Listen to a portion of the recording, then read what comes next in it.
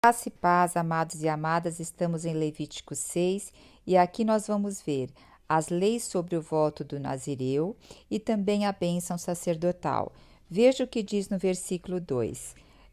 O Senhor disse ainda a Moisés: Fala aos israelitas, tu lhes dirás, quando um homem ou uma mulher fizer um voto especial, o voto do nazireato, de santificação para o Senhor, pelo qual se consagra a Yahvé como nazireu. Então, aqui a gente está falando de um voto que uma pessoa faz voluntariamente. Esse voto ele poderia ser por um período específico ou ele poderia ser por toda a vida. Os pais também poderiam fazer votos para os seus filhos serem nazireus. É interessante a gente não confundir, tá? Nazireu não deve então ser confundido com quem nasceu em Nazaré. Lembra que Jesus era de Nazaré? Isso não significa que é nazireu, tá? Então são duas coisas diferentes. O nazireu aqui vem da palavra hebraica que quer dizer separado, consagrado, dedicado. Então essa pessoa, ela se consagrava um período para o Senhor. E também nós vemos no Antigo Testamento, se nós formos ver lá em Juízes 13, nós temos a história de Sansão. Muitos de vocês conhecem a história de Sansão, né? A gente lembra de Sansão e Dalila, que ela lá enganou ele para cortar o cabelo, porque nós vamos ver que um dos votos do Nazireu era não passar navalha no cabelo. Então, quem consagrou Sansão? Foram os pais que consagraram Sansão, mas pelo que o Senhor havia pedido que Sansão fosse consagrado. E também nós temos no Antigo Testamento outra história, que nós temos Samuel, filho de Ana. Lembra de Ana, que está lá no livro de 1 Samuel? Ana não tinha filhos e ela orou por bom tempo ao Senhor e depois ela falou: Senhor, se tu me deres um filho, eu vou consagrar a ti. E assim que ele desmamou, ela levou ela para ser consagrada ao Senhor, para ser sacerdote. Depois ele foi um sacerdote. Os sacerdotes também, a gente vê que é uma vida de nazireado. Eles eram consagrados pela vida toda para estarem servindo o Senhor, separados e consagrados para servir ao Senhor. No Novo Testamento, nós temos João Batista. Apesar de não falar a palavra nazireu, mas ele tinha um estilo de vida e ele era consagrado ao Senhor. Ele, inclusive, que preparou os caminhos do Senhor, né, quando o Senhor veio à terra. Ele também, os seus pais, assim, também o ajudaram a se consagrar ao Senhor. E vejamos agora o versículo 3 e 4, que nos diz: o que esse nazireu ele se comprometia? Olha só, ele não ia beber vinho, nem bebida forte, nem bebidas fermentadas, e não beberá vinagre feito de vinho, nada que fosse bebida fermentada, nem suco de uva, nem semente de uva. Durante todo o tempo da consagração dele, ele não podia tomar nada de produtos da videira, desde a semente até a casca. Então, o que nós temos aqui? Mostrando que o vinho e a bebida fermentada, ela tira o que? A sobriedade. Toda bebida, a menor quantidade que seja, ela altera a percepção e a cognição do ser humano. Deixa a pessoa com menos filtro de bom senso, filtro de ética, de moral. E a pessoa, como diz, né? Quando alguém bebe, ele tá mais alegrinho. E aí o que acontece? A pessoa fala o que quer e não pensa nas consequências do que fala e nem do que faz. E Paulo nos diz em Efésios 5,18 que não vos embriagueis com vinho, no qual há contenda e dissolução. Então, o vinho, toda bebida fermentada, ela traz essa contenda, essa dissolução. E isso é o que? Contrário da união, contrário da vida. Então, nós vemos aqui que um dos primeiros passos de consagração do nazireado era o que? Não tomar bebidas fortes, não tomar bebida fermentada e nem nada que proviesse da videira. Então, nós aqui tem o que? Ligado à parte da alimentação, à parte da dieta. A partir do versículo 5 vai falar sobre o quê? Que o nazireu não raspará a cabeça com navalha, até que se cumpra o tempo pelo qual se consagrou na santificação. O que ele ia deixar? Ele ia deixar o cabelo crescer livremente. Não cortar o cabelo está ligado também à aparência, como dizendo, né? Não estou focado na aparência, e sim na vida dada por Deus. Porque veja, o cabelo crescendo é uma evidência do símbolo da vida, é uma evidência da deixar a vida naturalmente prosseguir. Imagine, né, uma pessoa com cabelo e barba sem aparar, os homens, né, com aqueles cabelos eles não podiam aparar nem a barba. A aparência devia ficar assim um tanto não muito boa, né? E hoje a gente vê, nós estamos vivendo na época como a aparência tem sido a preocupação das pessoas. E as pessoas maltratam o seu corpo, fazem até deformidades no seu corpo por causa da aparência. E se comparam o tempo inteiro pela aparência, né? Nunca se viu tanto isso na nossa era. E sabe que o nosso país, o Brasil, é o segundo país do mundo em consumo de cosméticos, maquiagem. Então veja como estamos preocupados com a aparência. Então aqui a segunda parte do voto do nazireu, o que era? Não cortar o cabelo. O cabelo, né, na parte de deixar ele natural, crescendo, então se preocupar com a aparência. A partir do versículo 6, o que nós temos aqui? Ó? Durante todo o tempo de santificação a Yahvé, o nazireu ele não deveria se aproximar de um morto, nem se fosse pai ou mãe, irmão ou irmão. Por quê? Senão ele se tornaria impuro, caso ele fosse num velório ou ficasse perto de uma pessoa que morreu. O que tem isso a ver, né, com o voto de nazireu? Pensa, a morte, ela é sinônimo do pecado, a morte é sinônimo do salário do pecado. Lá em Romanos 6, 23, Paulo diz, né, que a morte é o salário do pecado. Então não deveria se aproximar de nada que tinha o quê? O símbolo do pecado, porque senão se tornaria impuro. Aqui nós vemos uma lei referente o quê? À sociedade, ao convívio. Então nós tivemos uma voltada à alimentação, a outra voltada à parte da aparência e essa voltada à sociabilidade, à parte social. Então, o nazireu, ele se abstinha dessas três coisas. Agora, veja só, a partir do versículo 9 até o versículo 11, diz assim, se alguém morrer perto dele, e ele ali não esperava, e alguém morrer subitamente, ele vai se tornar impuro. Então, o que ele vai ter que fazer? Ele vai ter que raspar a cabeça, levar ao sacerdote 2 rolinhas para expiação do pecado, da impureza que houve na sua cabeleira, na impureza que houve, e voltar a se consagrar novamente, voltar a deixar o cabelo crescer e se consagrar novamente. A partir do versículo 13 diz assim, olha, este é o ritual do nazireu no dia em que se findar o seu nazireato. Então, no dia que terminasse a data do voto da sua consagração, o que ele deveria fazer? Ele deveria oferecer ofertas, levar um cordeiro perfeito de 1 ano, uma ovelha perfeita e um carneiro perfeito, e cada um era oferta de holocausto, o outro era oferta de comunhão. Devia levar cesto de bolo de farinha, sem fermento, e aqui vem relatando, até aqui o versículo 16. E para que isso? Porque ia ser oferecido um holocausto para anular os pecados. Para que anular os pecados se ele estava em voto de nazireu? Você pode se perguntar, né? Poxa, mas ele estava se consagrando e agora ele tem que levar ofertas pelo pecado? Veja o final aqui, como eu acabei de falar do versículo 16.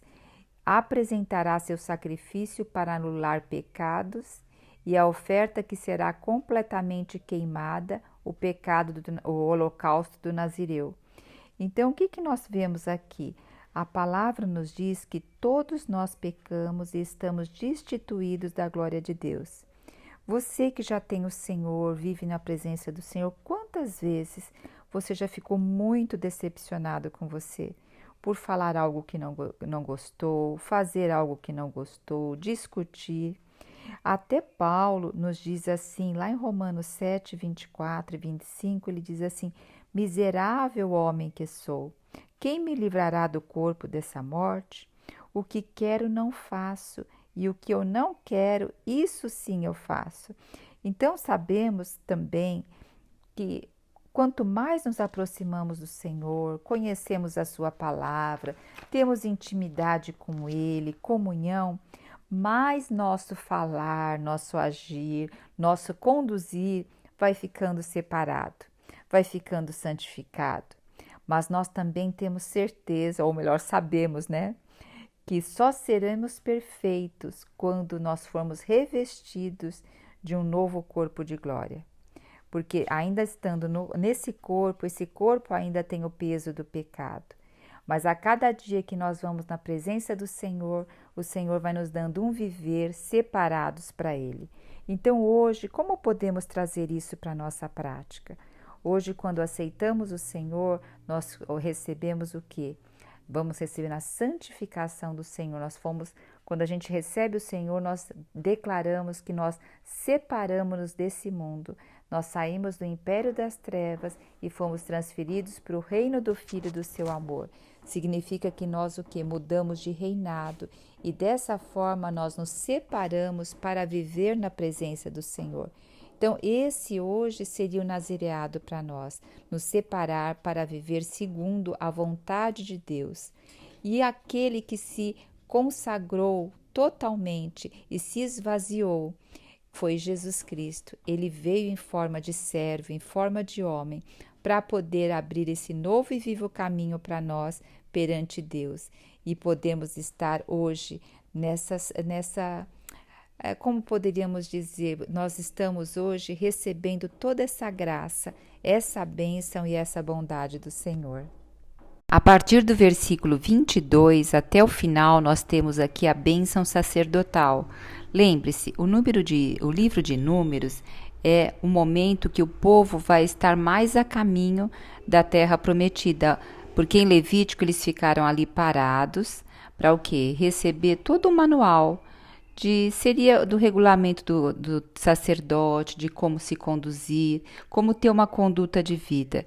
Agora aqui eles vão começar a andar. Nós vimos inclusive o censo, como ia ter os homens para a guerra, como ia ter os levitas, cada descendente da tribo de levita, o que iam fazer para servir ali no tabernáculo, carregar o tabernáculo enquanto eles andavam. E agora vem o quê? A bênção que o Senhor está dando eles a caminho, ao momento que eles estão a caminho. Então diz aqui no versículo 22, então o Senhor disse a Moisés, fala a Arão e a seus filhos e ordena-lhes, assim abençoarei os filhos de Israel e direis a eles. Olha, aqui nós estamos a bênção. Se nós formos ver lá também em Gênesis, logo que o Senhor fez o homem e a mulher, o que ele disse para o homem e para a mulher? E os abençoou e disse, sede fecundos, multiplicai-vos e enchei a terra.